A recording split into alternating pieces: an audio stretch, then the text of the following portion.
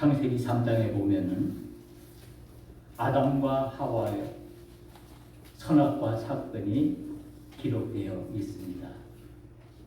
이 사건은 우리 인류에게 아주 큰 영향을 준 사건입니다. 하나님께서 아담과 하와에게 에덴동산의 모든 것을 허락하셨지만은 선악을 구별하게 하는 그 선악과만을 먹지 말라고 하나님께서 명령하셨습니다. 그러나 아담과 하와는 하나님의 말씀보다 자신의 욕심에 따라서 이 선악과를 따먹고 맙니다. 그 결과가 무엇입니까? 이 선악과를 따먹고 난 그 이후의 결과가 매우 중요합니다. 먼저 나타난 반응이 있습니다. 그래서 창세기 3장 8절에 보면은 아담과 하와는 선악과를 따먹고 난 이후에 하나님의 낯을 피해 동산나무 사이에 숨었습니다. 그리고는 이렇게 고백합니다. 내가 동산에서 하나님의 소리를 듣고 내가 벗었으므로 두려워하여 숨었나이다. 두려워서 숨었다라고 말씀하고 있습니다. 아담과 하와는 죄를 짓기 전에는, 선악과를 따먹기 전에는 하나님이 두렵지 않았습니다. 하나님의 음성이 기쁨이었고 하나님이 함께하는 것이야말로 그들에게 행복이었습니다. 그런데 그들이 선악과를 따먹고 그로 인해서 죄가 들어온 이후에 그들의 삶 속에 두 가지 놀라운 결과가 찾아왔습니다. 죄는 하나님과의 관계를 깨뜨리고 인간의 마음속에 두려움과 불안을 심어 주었습니다. 그래서 이 선악과를 따먹음으로 인해서 인간에게 죽음이 왔고, 그리고 그 인간들의 마음속에 두려움이라는 무서운 감정이 심겨졌습니다. 너는 흑인이 흙으로 돌아갈 것이니라. 창세기 3장 19절에 있는 말씀입니다. 우리 인간은 죽을 수밖에 없는 존재가 되었습니다. 하나님께 죄를 범함으로 말미암아 그의 삶에 종말이 생겼다는 것입니다. 그래서 그 죽음은 인간에게 무서운 두려움을 남겨주었습니다. 그래서 인간은 언젠가 끝이 있다는 사실을 우리가 본능적으로 알고 있습니다. 그리고 이 죽음을 준 동시에 또 하나 선악과를 따먹은 결과로 생긴 것이 두려움이었는데, 성경적으로 볼 때 이 두려움은 바로 죄로부터 온다는 것입니다. 두려움의 근원은 죄로부터 시작된다는 것입니다. 문제는 이 죄로 인해서 우리 인간들은 두려움이 우리 마음속에 심겨지고 그 두려움이 우리 마음을 지배해서 우리 삶을 불안하게 하고 염려하게 하고 걱정으로 우리를 몰아간다는 것입니다. 그런데 사람들은 늘 평안을 원하지요. 죄는 하나님과의 단절을 가져왔고 그 결과로 우리 인간들에게 불안과 염려와 그리고 두려움 속으로 살게 했습니다. 우리에게 어떤 두려움이 있습니까? 우리가 살아가는 이 세상 속에는 수없는 두려운 일들이 존재합니다. 우리는 먼저 생존의 두려움을 가지고 있습니다. 우리가 언제 질병에 걸릴지, 우리가 어떤 사고를 당할지, 우리가 어떤 경제적인 어려움을 겪을지, 그리고 내가 나이가 많아져서 노후에 내가 어떻게 될지라는 그런 생존적인 그런 두려움이 우리 마음속에 숨겨져 있습니다. 그리고 어떤 두려움이 있습니까? 우리는 관계의 두려움이 있습니다. 혹시 내가 다른 사람들로부터 내가 버림을 당하지 않을까? 혹시 내가 사랑하는 우리 가족들로부터 내가 사랑을 저버리고 미움을 받지 않을까? 우리 많은 이웃들에게서 내가 따돌림을 당하고 어려움을 겪지 않을까라는 그런 관계의 두려움을 가지고 있습니다. 그리고 우리는 미래에 대한 두려움을 가지고 있습니다. 우리는 앞을 한치도 알 수 없기에 앞으로 우리에게 일어날 일들이 어떤 일들이 일어나 우리를 힘들게 할지 그것을 알지 못하기 때문에 늘 우리는 두려움 속에서 불안해하고 염려에 가득 차게 되는 것입니다. 그리고 우리는 늘 실패의 두려움을 가지고 있습니다. 내가 계획하는 일, 정말 일이 잘 돼야 할 텐데 혹시 이것이 잘못돼서 내가 실패한다면 내 생이 어떻게 될 것인가? 나는 어떻게 살아갈 것인가?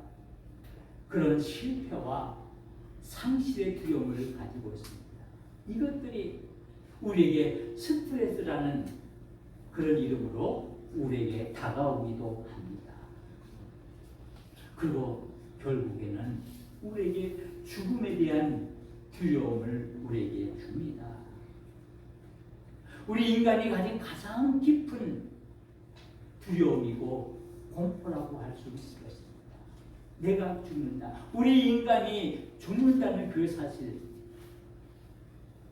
이와 같은 많은 문제들로 인해서 우리의 삶은 늘 불안하고 늘 염려로 가득 차고 늘 두려운 마음으로 우리는 하루하루를 살아가게 되는 것입니다.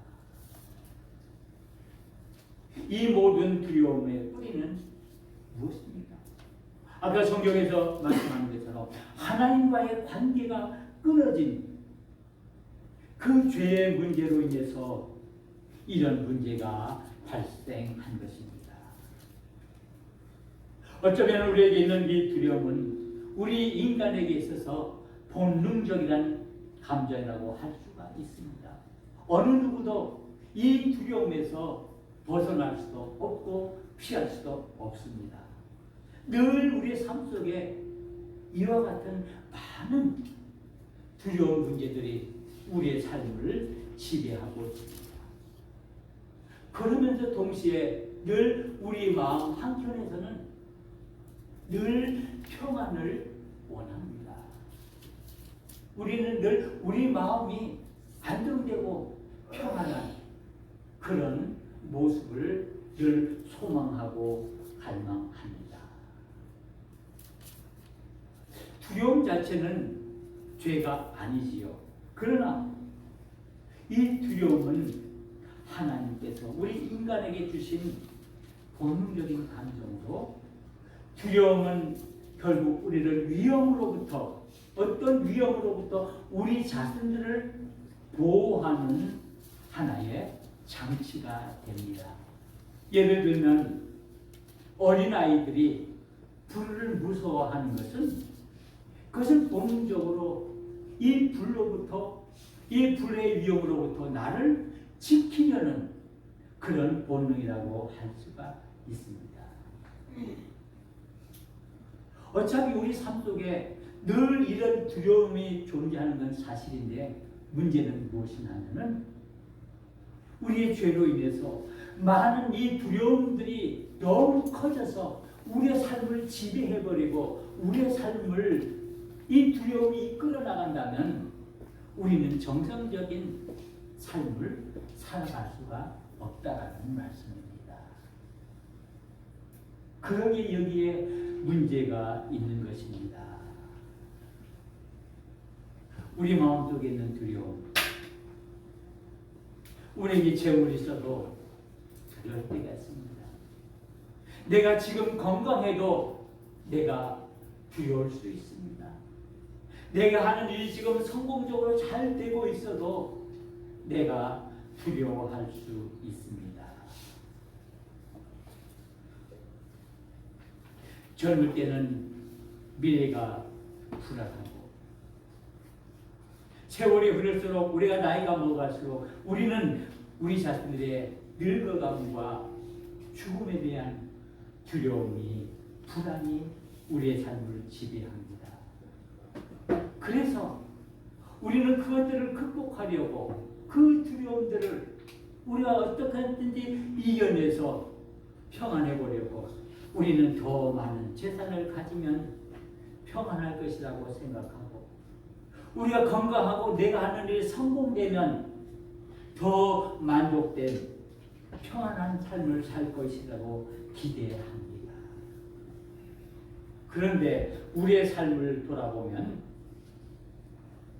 이 세상에 주는 그 평안의 원리들, 물질이나 건강이나 성공이나 그 외에 그 어떤 것들 우리에게 진정한 평안을 주지 못한다는 사실에 문제가 있습니다.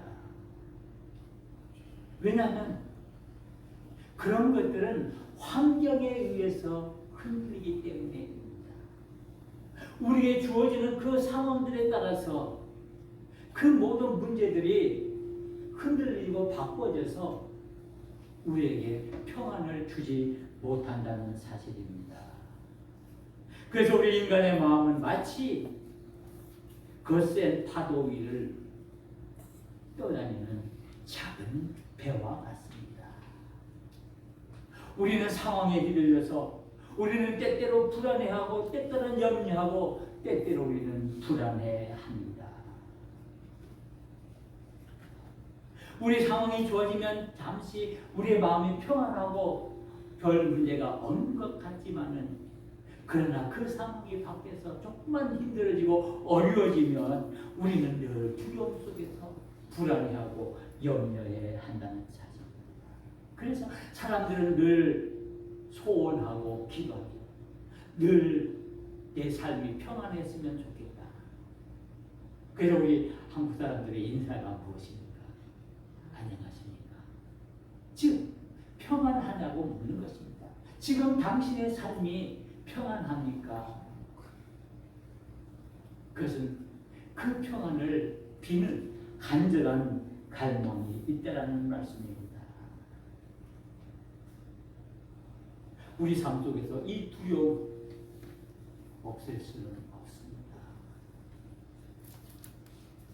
어쩌면 우리 삶 속에 있는 이 두려움, 불안과 여러 가지 염려의 문제들은 당연한 것인지도 모릅니다. 왜냐하면 그것들은 우리 인간의 연약함과 우리의 유한성 때문에 오는 것이기 때문입니다. 그렇기 때문에 어쩌면 이 두려움들이 우리 삶 속에 자연스럽게 나타날 수가 있다라는 사실입니다. 그럼에도 불구하고 우리는 참된 평안을 추구합니다. 그렇다면 이 참된 평안은 어디서부터 올까요? 우리의 이 세상적인 여러 가지의 환경 속에서 주어지는 것이 아니라 우리 믿음의 사람은 하나님으로부터 온다는 사실을 믿는 사람들입니다. 오늘 요한복음 14장 25절에서 31절에 있는 이 말씀은 예수님께서 십자가를 지시기 전 제자들에게 하신 말씀입니다. 예수님께서 제자들과 마지막 만찬을 나누고 계셨습니다. 그리고 거기서 이제 예수님께서 앞으로 닥칠 그 십자가의 고난을 얘기하고 있었습니다. 이런 상황 속에서 이 제자들의 마음은 불안하고 두려움에 떨고 있습니다. 왜냐하면 예수님께서 떠나가신다고 말씀하고 있고 예수님께서 죽을 거라고 말씀하고 있기 때문입니다. 제자들은 앞으로 일어날 일들을 알지 못하고 있습니다. 앞으로 어떤 일들이 일어날지 알지 못했습니다. 그래서 그들의 마음은 무거웠고 그들의 마음속에는 두려움이 그것을 지배하고 있습니다.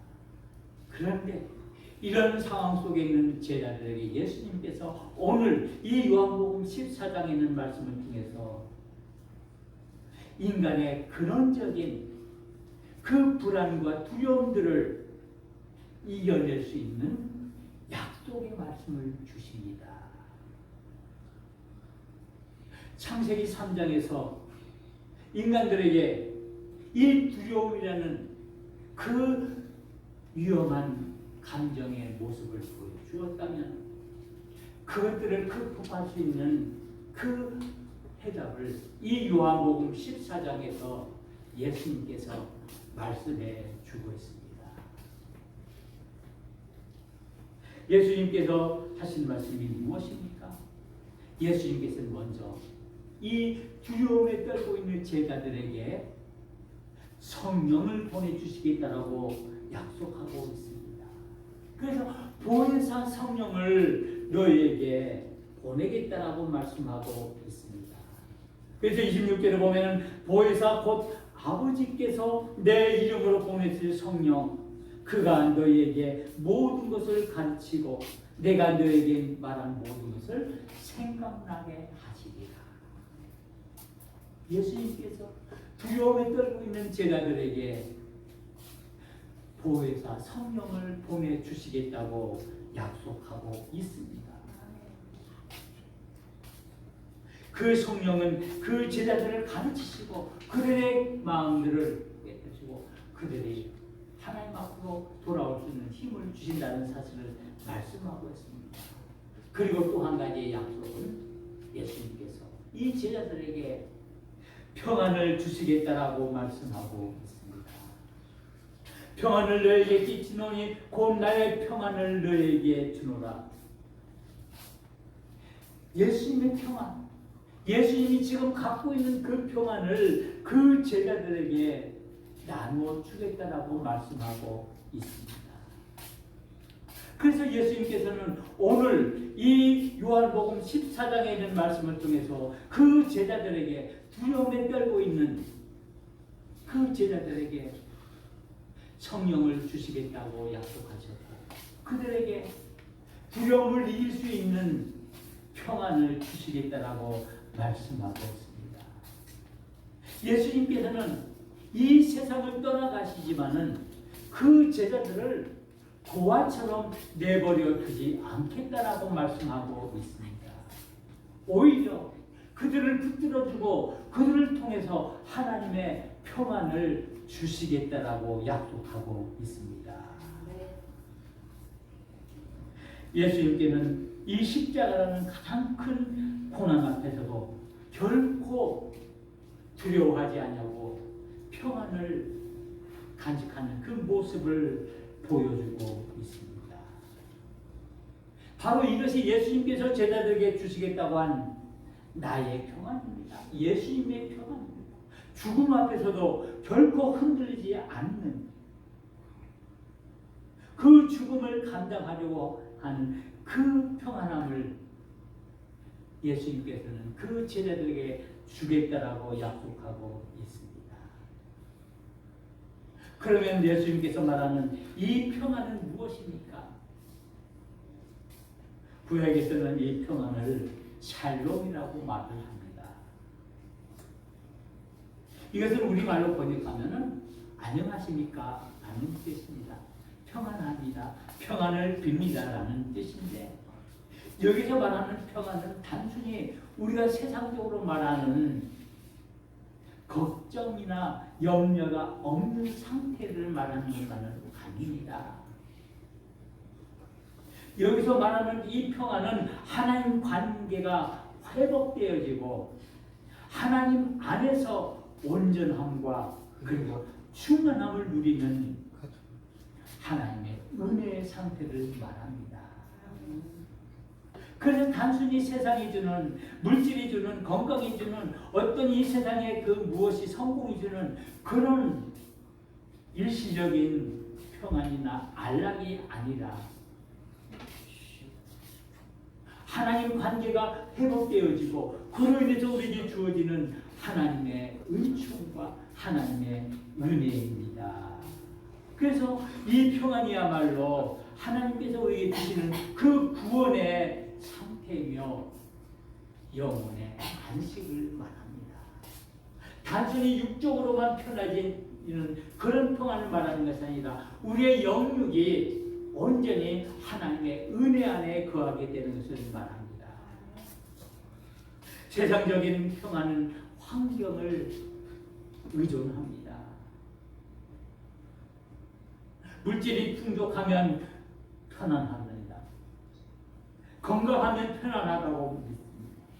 일이 성공적으로 잘 되면 평안하다고 믿습니다. 그러나 그 세상적인 평안은 그 환경이 무너지면 그 평안이 사라지기 때문에 예수님께서는 오늘 하나님의 평안, 즉 샬롬을 말씀하고 있습니다. 이것은 결코 어떤 상황에 휘둘리지 아니하는 상황을 초월한 것을 말합니다. 그러게 우리 성경 여러 곳을 보면은 사도 바울이 복음을 전하다 잡혀 감옥에 있어도 그는 그의 마음에 평안이 넘쳤습니다. 그리고 스데반이 복음을 전하면서 돌 맞아 죽는 그 상황 앞에서, 죽음 앞에서도 그의 마음은 평안했습니다. 그리고 초대교인들이 그 많은 박해 속에서도 그 모든 것들을 견디며 이겨내며 하나님을 찬송할 수 있었던 것들, 바로 하나님께서 주시는 그 평안함이 그들 마음속에 있었기 때문입니다. 결코 환경이나 상황에 좌우되지 않는, 그 상황이 어떻게 변하든지 어떤 어려움에 있든지 그것에 불하지 아니하고 마음이 평안할 수 있었습니다. 왜 그럴 수 있었습니까? 왜 사도 바울이, 왜 스데반이, 왜 초대교회 교인들이 그런 어려운 환경 속에서 죽음 앞에서도 그들이 평안할 수 있었습니까? 그 이유가 무엇입니까? 이것은 평안의 근거는 환경이 아니라 하나님 자신이기 때문입니다. 하나님을 믿는 그 믿음 때문에 그들이 온전히 평안할 수 있었습니다. 하나님이 그들의 하나님이 되어주시기 때문에 그들의 환경에 휘둘리지 아니하고 굳건히 그 모든 것들을 감당해 나갈 수 있는 힘이 생긴 것입니다. 예수님께서 우리에게 주시는 그 평안은 폭풍이 없는 바다가 아닙니다. 비록 폭풍 가운데 있다 할지라도 함께 하시는 그 하나님을 믿음으로 말미암아, 그 하나님을 의지함으로 말미암아 거기에서 오는 평안을 말합니다. 즉 성령 안에서 누려지는 하나님의 임재의 경험이라고 할 수가 있습니다. 이 하나님의 평안을 지닌 사람은 결코 폭풍이 두렵지 않습니다. 결코 풍랑이 두렵지 않습니다. 그 무서운 바람도 결코 두렵지 않습니다. 왜? 그 속에는 누가 계시기 때문입니까? 하나님이 계시기 때문입니다. 그 하나님을 믿는 그 믿음 때문에 그 모든 것들을 감당하며 이겨낼 수가 있기 때문입니다. 그러기에 우리 주님께서 주시는 그 평안은 이 세상이 주는 잠깐 그 위로나 안심과는 다른, 본질적으로 다른 근원적인 평화입니다. 세상의 평화는 환경이 바뀌면 사라지지만 주님이 주시는 그 평화는 고난 속에서도 흔들리지 아니하고 우리의 영혼을 굳게 붙잡고 앞으로 한 걸음 한 걸음 나아갈 수가 있습니다. 그래서 믿음의 사람은 어려운 환경 속에서도 절망하지 아니하고 눈물 속에서도 결코 좌절하지 아니하고 고난 속에서도 낙심하지 아니하고 소망의 노래를 부를 수가 있습니다. 이것이 하나님께서 저와 여러분들을 불러주시고 택하신 이유입니다. 그러기에 우리 그리스도인들은 하나님의 은혜로 평안의 은혜를 입은 사람들입니다. 우리 그리스도는 역시 이 세상 사람들과 같이 똑같이 이 세상 속을 살아갑니다. 그러나 우리는 근본적으로 하나님의 은혜를 입은 존재입니다. 우리는 하나님과의 그 관계 속에서 그 죄의 문제가 해결되므로 하나님과 화목된 사람들입니다. 그래서 로마서 5장 1절에 보면은 그러므로 우리가 믿음으로 의롭다 하심을 받았으니 우리 주 예수 그리스도로 말미암아 하나님과 화평을 누리자. 하나님께서 주시는 그 평안을 누리자라는 말씀입니다. 왜? 우리가 믿음으로 의롭게 되었기 때문입니다. 우리는 이 믿음을 가졌기 때문에 우리는 결코 이 세상에 그 고난과 역경 속에서도 흔들리지 아니하고 그것들을 이겨내며 우리는 그 속에서 하나님이 주시는 참된 평안을 누리게 되는 것입니다. 바로 십자가가 하나님과 나와의 관계에 막혔던 그 담을 허셨습니다. 이제 우리 더 이상 하나님의 진노 아래 있지 아니하고 하나님의 은혜 아래 있는 하나님의 자녀들입니다. 하나님은 결코 우리를 버리지 않습니다. 하나님은 결코 우리를 환난과 고난과 역경 속에 놓아주지 않습니다. 그 속에서 그 모든 것들을 이길 수 있는 힘과 능력을 주시며 우리에게 참된 평안을 주십니다. 하나님은 우리를 끝까지 책임져 주십니다. 그러므로 우리 그리스도인들은 환경 때문에 평안한 사람이 아니라 하나님의 은혜 때문에 평안한 사람들입니다. 하나님의 은혜가 우리의 삶을 지배합니다. 두려움이 우리의 삶을 지배하는 것이 아니다. 불안과 염려가 우리의 삶을 이끌어가는 것이 아니라 하나님의 그 놀라운 은혜와 사랑이 우리의 삶을 이끌어 나간다는 사실입니다. 그러기에 우리에게 폭풍이 있어도 우리는 평안할 수 있습니다. 우리에게 눈물이 있어도 우리는 평안할 수 있습니다. 우리에게 아픔이 있어도 우리는 평안할 수 있습니다. 우리는 비록 질병 가운데 있다 할지라도 하나님의 평안을 누릴 수가 있습니다. 왜냐하면 우리는 하나님의 주권 아래 있기 때문입니다. 우리의 모든 삶은 하나님의 주권 아래서 움직이기 때문입니다. 그러기에 두려움을 이기는 평안은 결코 성령님께서 우리에게 주시는 은혜의 선물입니다. 바로 십자가와 부활이 우리의 평안의 근거가 되는 사실입니다. 예수님께서 지금 살아계셔서 우리에게 성령 보혜사를 보내주셔서 그 보혜사의 인도함을 받는 저와 여러분들이 이 평안을 누릴 수 있게 된 것입니다.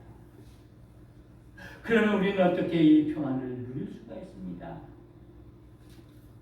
결코 어려운 문제가 아닙니다. 우리가 어떻게 하나님의 주시는 평안을 누릴 수 있습니까? 바로 믿음으로 바로 서야 합니다. 너무나 간단하고 쉬운 얘기입니다. 구체적으로 말씀드립니다. 먼저 우리는 우리 자신들이 하나님 앞에 지은 모든 죄들을 회개하고 하나님을 나의 주님으로 고백해야 합니다. 먼저 십자가를 통해서 하나님과의 관계를 회복해야 합니다. 그래야 참된 평안이 시작됩니다. 평안은 어디서 시작되느냐? 하나님과의 관계가 온전히 회복되어지는 그 관계 속에서 이루어진다는 사실입니다. 그리고 이제 우리는 하나님의 말씀 안에 거해야 합니다. 시편 119편 165절에서 이렇게 말씀하고 있습니다. 주의 법을 사랑하는 자에게는 큰 평안이 있으니 말씀 안에 있는 자는 평안을 누릴 수 있습니다. 그러기 우리는 말씀을 읽어야 하고 말씀을 들어야 하고 말씀을 묵상해야 합니다. 늘 우리의 삶 속에 이 말씀을 두고 평안을 찾아야 합니다. 하나님의 말씀은 우리의 불안한 마음들을 붙들어 주시는 다시입니다. 그리고 우리는 하나님께 기도해야 합니다. 두 번 할 것 오는 거죠. 그래서 빌립보서 4장 6절에서 7절에 이렇게 말씀합니다. 아무것도 염려하지 말고 너희의 구할 것을 하나님께 아뢰라. 그리하면 모든 지각에 뛰어난 하나님의 평강이 너의 마음과 생각을 지키시리라. 우리가 기도하고 있습니까? 하나님의 참된 평안을 위해서 기도하고 있습니까? 기도는 우리의 모든 삶을 하나님께 맡기는 행위입니다. 우리의 모든 걱정과 불안, 두려움, 그 모든 것을 하나님께 맡기는 믿음의 행위입니다. 그리고 우리는 하나님의 주권을 신뢰해야 합니다. 너는 마음을 다하여 여호와를 신뢰하고 그 명철을 의지하지 말라. 그러면 하나님께서 우리에게 평안을 주신다라고 약속하고 있습니다. 우리가 신뢰하는 만큼, 하나님을 신뢰하는 만큼 우리에게 하나님의 평안을 허락해 주십니다. 그러기에 우리는 하나님을 붙들고 이 험한 세상 속에서 우리의 믿음의 걸음을 한 걸음 한 걸음 지켜나가야 합니다. 두려움을 이기는 것이 무엇입니까? 우리의 삶 속에서 불안과 염려와 걱정들을 이기는 것이 무엇입니까? 그것은 성령의 능력입니다. 보혜사 성령의 능력입니다. 이 성령을 의지하고 우리 마음속에, 우리 심령 속에 이 성령이 충만하도록 우리는 성령을 사모하고 간구해야 합니다. 성령의 선물로 주시는 것이 바로 예수님의 평안입니다. 예수님께서 말씀하십니다. 두려워하지 마라. 그리고 근심하지도 말라. 바로 예수님을 믿는 그 믿음의 사람들에게 두려움을 넘어 평안으로 우리를 인도한다는 사실입니다. 우리는 이제 이 두려움을 뛰어넘어 평안으로 나아가야 합니다. 성령님께서는 우리 가운데 거하시며 하나님의 사랑을 깨닫게 하시고 예수님의 말씀을 기억나게 하시며 우리의 불안하고 두려운 마음들을 위로하시며 평안을 주십니다. 우리 인생에는 여전히 폭풍우가 있습니다. 늘 불안하고 염려스럽고 두려운 일들이 너무나 많이 있습니다. 그 누구도 예외일 수는 없습니다. 저도 여러분 역시 다 그렇습니다. 나에게도 질병이 있고, 나에게도 경제적인 어려움이 있고, 나에게도 관계의 아픔이 있고, 나에게도 죽음에 대한 그 공포, 두려움이 존재합니다. 그러나 주님께서는 오늘 말씀하십니다. 너희는 마음에 근심하지 말고 두려워하지도 말라. 우리의 평안은 세상에 있지 않습니다. 재산에 있지도 않습니다. 건강에 있지도 않습니다. 오직 십자가에서 죽으시고 부활하신 예수 그리스도 안에 있음을 믿습니다. 이제 두려움보다 더 크신 그 주님을 바라봐야 합니다. 이제 우리는 우리 자신들에게 물어야 합니다. 주님은 그 두려움보다 더 크신 분이십니다. 지금 여러분들을 가장 두렵게 하는 그 두려움이 무엇입니까? 여러분들을 두렵게 만드는, 여러분들을 불안하게 하고 염려하게 하고 걱정하게 하고 스트레스를 쌓게 하는 것이 무엇입니까? 이제 우리는 말씀 앞에 고백해야 합니다. 주님, 이제 내가 그 두려움보다 더 크신 우리 주님만 바라보게 하옵소서. 기도하시겠습니다. 은혜로우신 하나님 아버지 감사합니다.